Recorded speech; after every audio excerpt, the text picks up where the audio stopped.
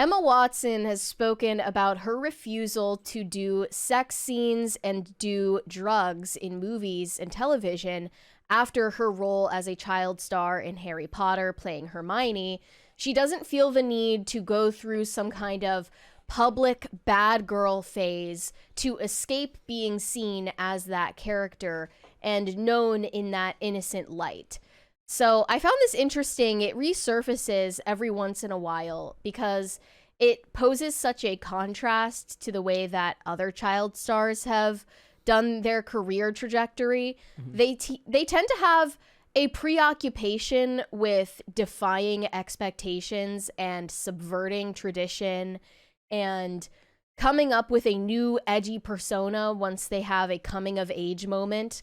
And for Emma Watson, it doesn't seem like that was ever necessary for her. She actually ended up playing Belle in Beauty and the Beast. Mm. So she stayed in that kid-friendly or family-friendly sort of brand image and never left it. Mm-hmm.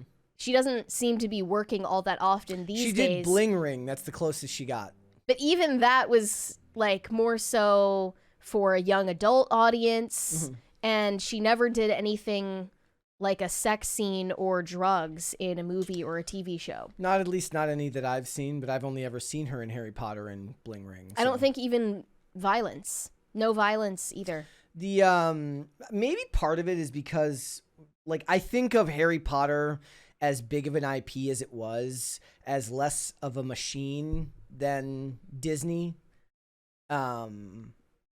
And the focus was on the material itself for them, meaning the books, whereas Disney stars are both their characters as well as young stars. Does that make sense to what I'm saying here? Which is like you're very clear and you're playing a young adult, or I guess who's an example of somebody other than Miley Cyrus that went through this? Sabrina Carpenter? She is another example of someone like they who start off playing someone where I guess the idea is like there's something considered to be inherently innocent about playing a Disney character, whereas I don't feel like there's necessarily something inherently innocent about playing a Harry Potter character, not in the same way. But the audience was almost entirely children, so it has to be. For Harry Potter? Yeah. I mean, when the movies come out, when does the first one come out? 2000? When the books and movies came out, the audience was children. I mean, now the audience is made up of those children that grew up and like going to Universal Studios and drinking butterbeer. But back then, it was an audience of children. Mm-hmm. I mean, it was around my age, so I don't remember what year the first movie came out. Would it have been 2001? Mm-hmm. Yeah, so I'd have been in I believe so. Right before high school, so... Yeah. Why do you think it is? Why do you think she felt that way? I see it as connected to the actual structural machine of Disney as opposed to just being in a movie series. Like nobody's like, I have to break free from Warner Brothers. Maybe from J.K. Rowling. Yeah, I guess. I don't know. Like in that case, you just do so by saying trans rights are human rights. You've broken free of J.K. Rowling. True.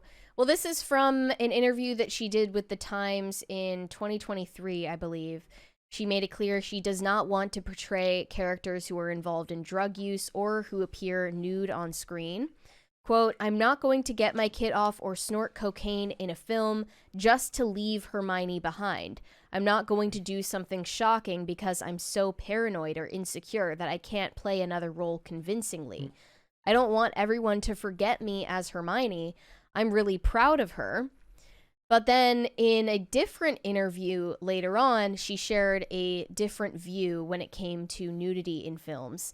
She explained that while she has her own personal limits in that regard, she would consider doing a nude scene if it were essential to the storyline. Literally exactly what I said to you yesterday she said, without reading that. I've been saying since I was 16 that if it's an interesting character and important for the character development and, of course, important to the story, then I'll do it because I'm an actress and that's it, really. It's exactly what I said yesterday. All this means is it opens it up to when she finally does it. She's like, oh, I wasn't going to, but it was just such a powerful story. Yeah. It was such a powerful moment. I can literally feel the self importance dripping from each word as the artist says this. Well, I will never believe for a second that a character being naked on camera is necessary for the story or character development. You can actually include in the story that they are naked in that scene without even showing anything. It accomplishes the same exact thing, except without being needlessly pornographic. I'm not sure if Daniel Radcliffe or Rupert Grint ever did this, though. I feel like people would know if they did. Rupert Grint went on to do some TV and not pay his taxes. Respect. Just kidding. I don't think it was that he didn't pay his taxes. I think like he got something wrong and then like got sent a bill by the government. Still, we never had to learn. I'm gonna have to add him to my list of tax heroes. Daniel Radcliffe went on to be like a passable movie star. Well, what has he been in? Literally, all I can think of is Guns Akimbo. He does vanity projects. Yes. Yeah. He doesn't do big movies. Yeah. And you said he's more into stage plays. I think he does a lot of theater. Yeah. But you don't really hear about a lot of people still want any of the three of them that often anymore. A lot of them still want him to be Wolverine because he's on the shorter side. What are the objections to that? I've never really heard strong objections other than maybe that he's not just that he's not as tough. He'd have to bulk up. Yeah, he's not as like masculine looking as Hugh Jackman. So I was watching. I apologize. It's an aside. I was watching a video yesterday, like a retrospective, comparing all of the on-screen versions of Frank Castle the Punisher. From the Dolph Lundgren version all the way up to the John Bernthal one, and they were kind of comparing like who made the best version of the Punisher, and he came down between John Bernthal's Punisher and Ray Stevenson's Punisher, and he kind of gave the edge to Stevenson, goes because Stevenson just isn't pretty. Like he looks like he would be a dude whose family was murdered and he thinks about nothing but punishing evil every day. There's like a death behind his eyes and a wearing to his face where Bernthal doesn't really have that. That's not true. John Bernthal isn't a pretty boy. Literally, he goes, sure, his nose looks broken, but he's still too pretty for this role.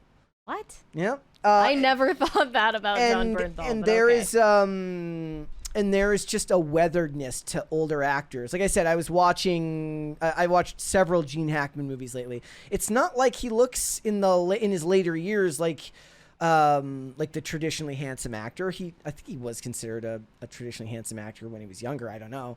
But in general, actors from generations past looked as if they lived in that time period. Whereas now, it was like when they were doing the casting for Prey. Do you guys remember the Hulu Predator movie Prey? And none of the people in the movie looked like they roughed it in the wilderness or grew up without the amenities of modern technology.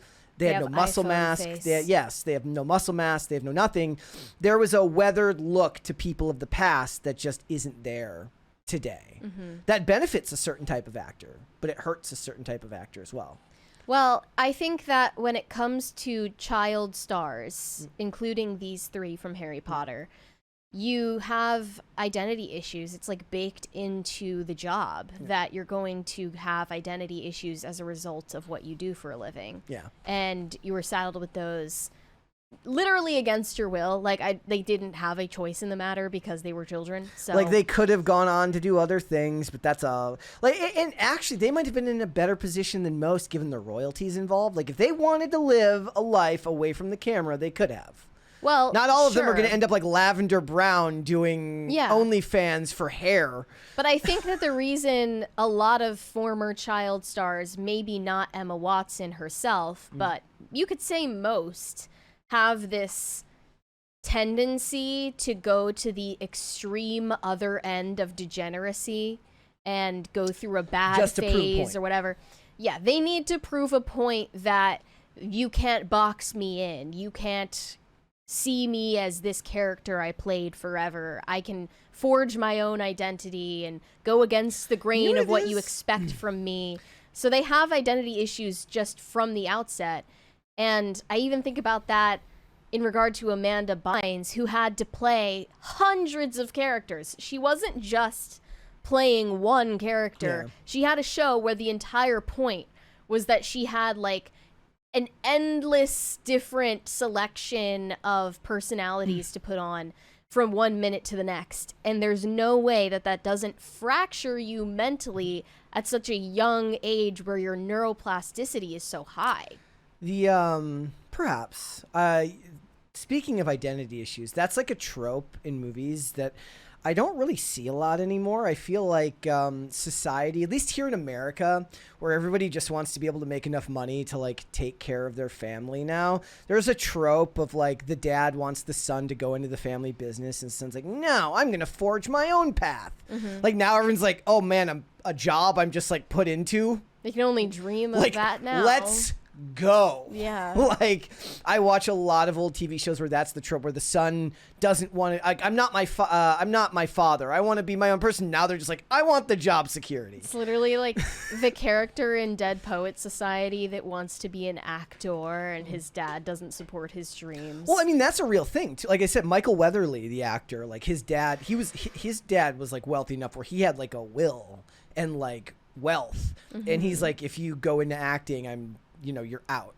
And that's Fair either enough. really stupid or you bet on yourself hardcore and knew you were going to succeed. He's like, I'm a tall, good-looking white dude in the 90s. I am going to be fine.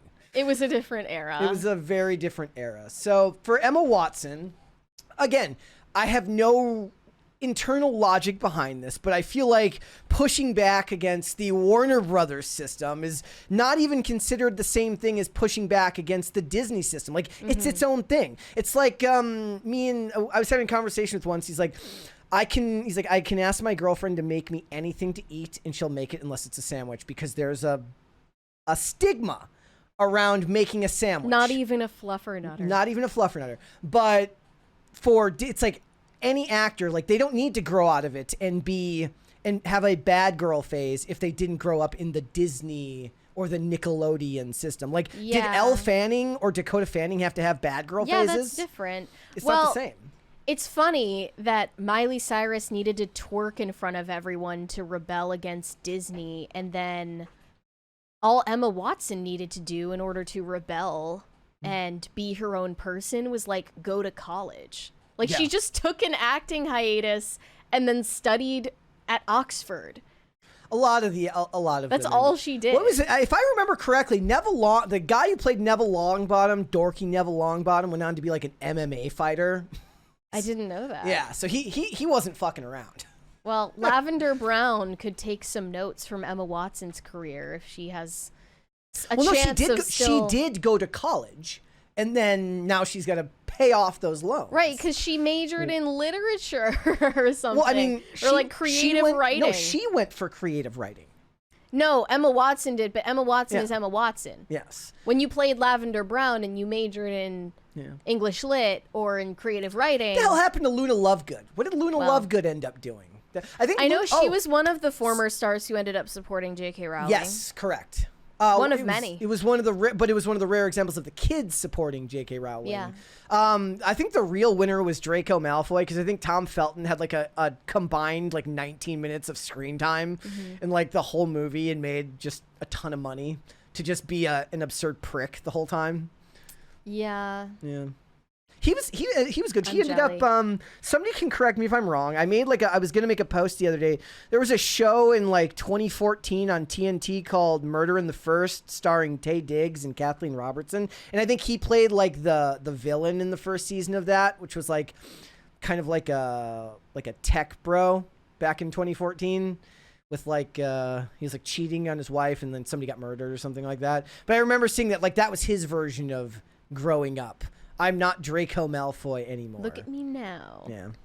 Thanks for watching. Listen to full episodes of Pop Culture Crisis on Spotify. Keep up with us on social media and make sure you subscribe and ring that bell so you never miss the show. Bye, guys.